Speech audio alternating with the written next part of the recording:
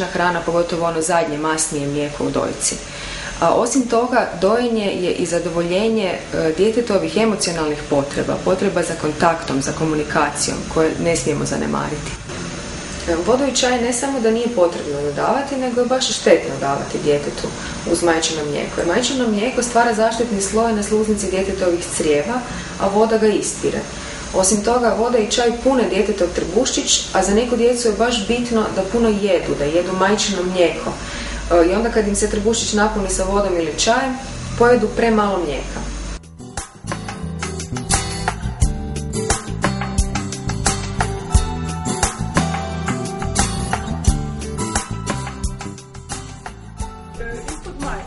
Da biste uspješno dojili, važna je odluka da to stvarno želite.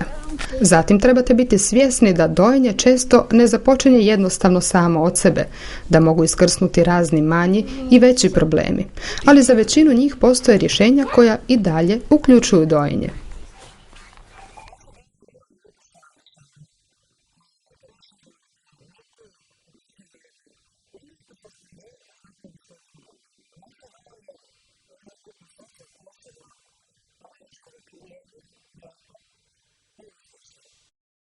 Nekim ženama i njihovoj djeci dojenje je od početka lako, dok druge mogu imati poteškoća.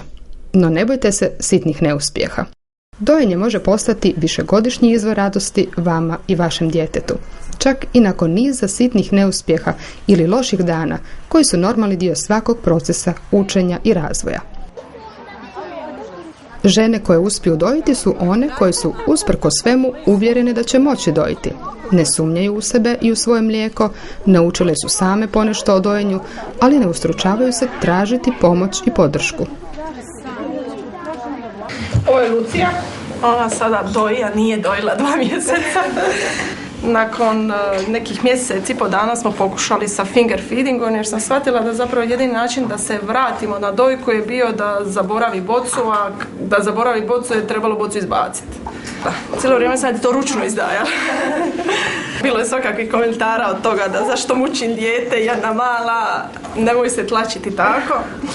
Ali nismo odustajali, nekih 8 dana je sve to skupa trajalo. Zapravo bi je legla na jednu uzdignutu površinu i dala bi joj prst od lijeve ruke.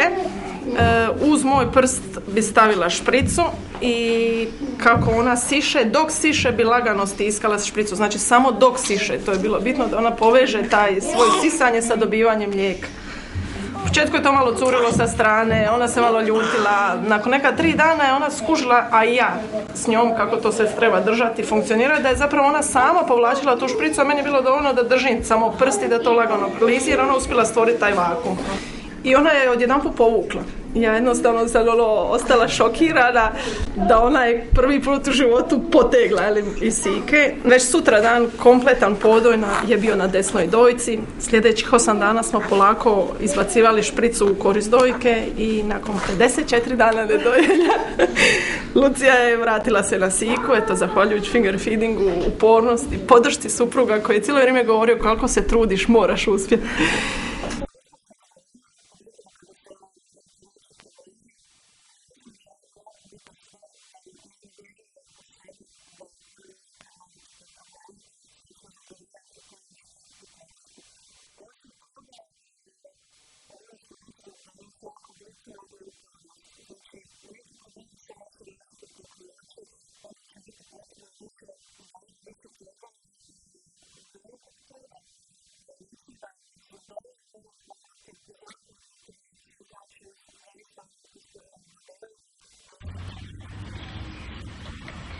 Nije htio prihvatiti dojku nikako, plakao se, bio je sav plav od plaća i znojan koliko ga je to sve mučilo.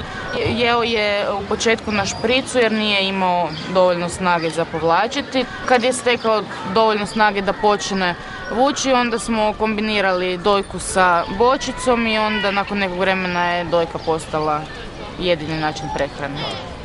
Upornost, upornost i upornost. I to je to.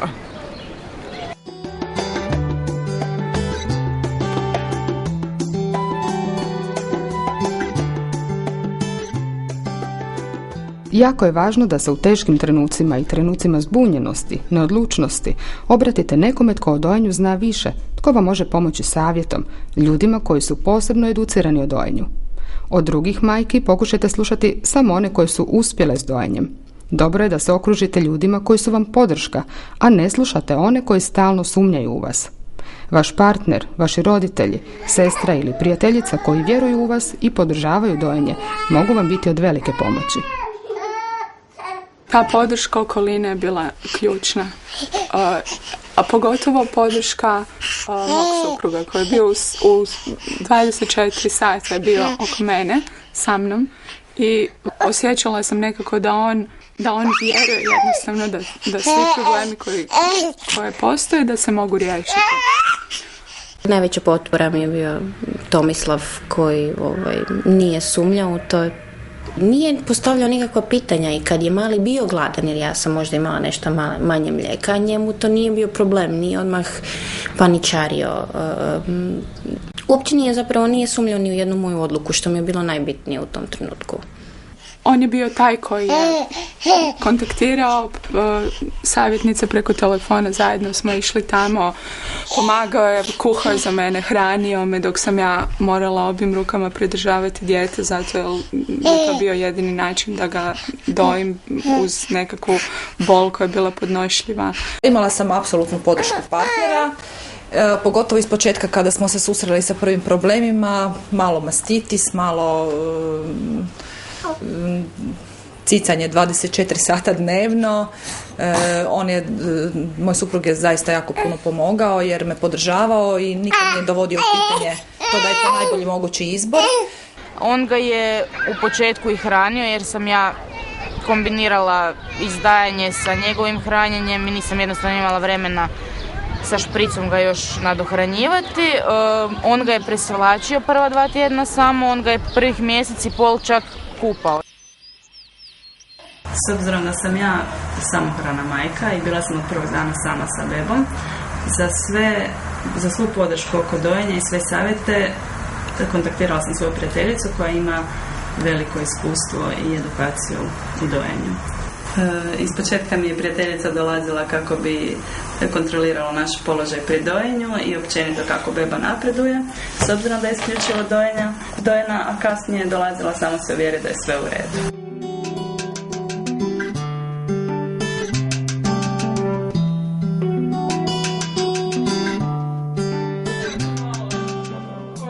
Kako dojenje krene krivo, sumnjom u sebe i pogrešnim savjetima. Od rana djetinjstva, a pogotovo u trudnoći, žene često čuju da možda neće imati mlijeka, da je mlijeko možda slabo, da za svaki slučaj treba nabaviti bočice i zamjensko mlijeko. Dio žena stekne određenu dozu sumnje u svoju sposobnost dojenja i u trenucima kada je najteže, kada dođe do nekih nedoumica i problema s dojenjem, ta sumnja ispliva na površinu.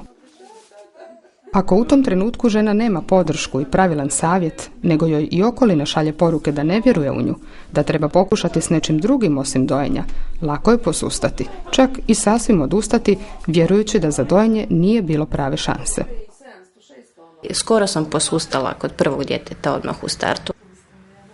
Pogrešni savjeti zaista mogu jako otežati dojenje. Iako su većinom izrečeni u najbolje namjeri i brize za dijete, temeljeni su na neznanju i podcjenjivanju dojenja.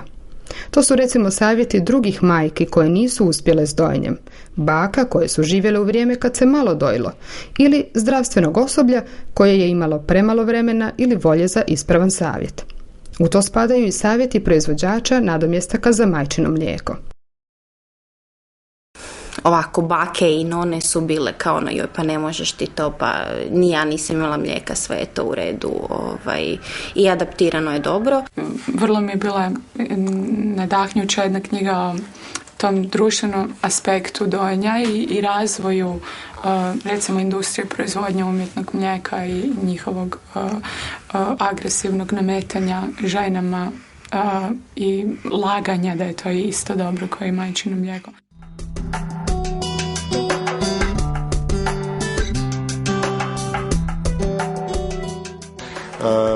Malo tko ima od velikih kompanija koristi od toga da se reklamira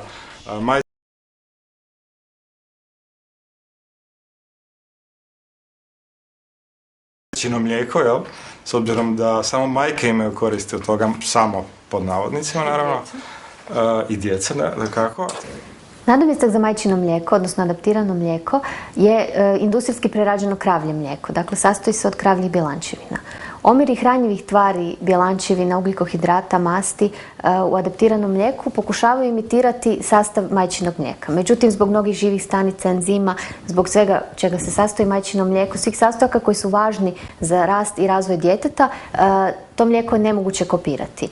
U zadnjih oko, recimo tako, 50-ak godina kompanije koje proizvode adaptirano mlijeko su svojim marketingom doprinijele tome da žene više ne doje nego doje.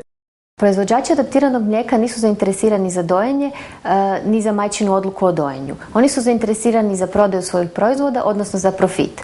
Naravno, u tu svrhu se koriste marketingom i stoga su reklame za adaptirano mlijeko obično šarene, u raznim časopisima imaju lijepe omote, lijepe uzorke koje vam daju proizvođači adaptiranog mlijeka i na taj način predstavljaju svoj proizvod kao nešto privlačno i poželjno za majku i za dijete. Hrvatska je jedna od potpisnica Inocenti deklaracije kojom se obvezala da će zabraniti neetični marketing nadomjestaka za majčino mlijeko. Međutim, to još uvijek kod nas nije regulirano zakonom, tako da se zapravo proizvođači krše međunarodni pravilnik o reklamiranju nadomjestaka za majčino mlijeko i ne brinu koliko će time ugroziti dojenje, pa time posredno i zdravlje majke i djeteta. Ukoliko ste odlučili dojiti, nema nikakve potrebe da unaprijed, znači već u trudnoći ili prije nego što se dijete rodi, kupujete i pripremate bočice i adaptirano mlijeko. Osim što se to može pokazati kao sasvim suvišan trošak, time zapravo i na neki način potkopavate i svoje samopouzdanje i svoju odluku o dojenju. U dojenju se stvari ne događaju toliko brzo da ćete morati u jednoj sekundi donijeti odluku o tome da djetetu pripremite bočicu adaptiranog mlijeka. Ono što vi kao majka možete učiniti je da razlikujete preporuku, liječnički savjet, nekakav drugi savjet koji ste dobili od reklame za nadomjestak.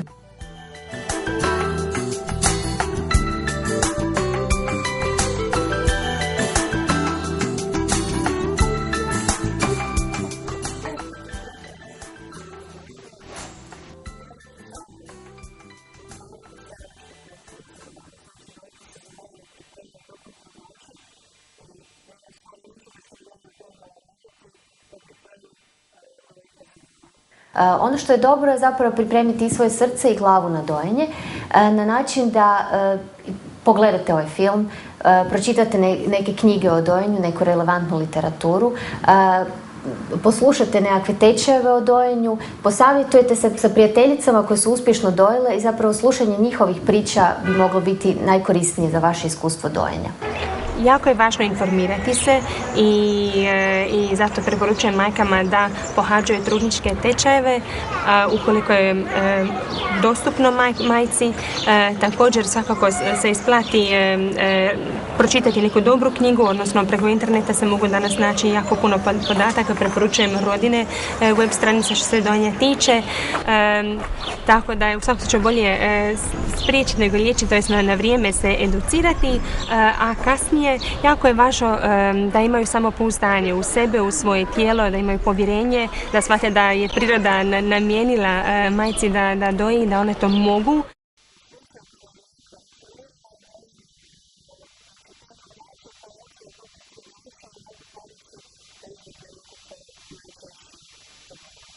Pravo učenje dojenja će zapravo početi kad primite svoje dijete i kad ga pokušate staviti na dojku.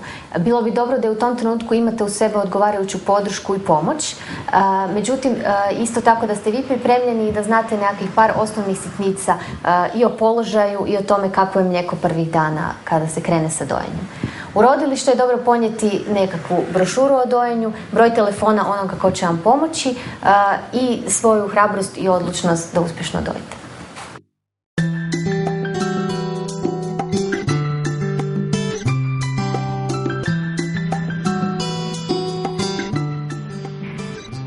Porod je veliki događaj u vašem životu, u kojem se ne rađa samo vaše dijete, nego se rađate i vi, kao majka. Prepun je intenzivnih osjećaja od kojih je sigurno najupečatljiviji onaj kad se prvi put susretnete oči u oči sa svojim djetetom, kad ga primite u naručje i kad ono pronađe vašu dojku te krene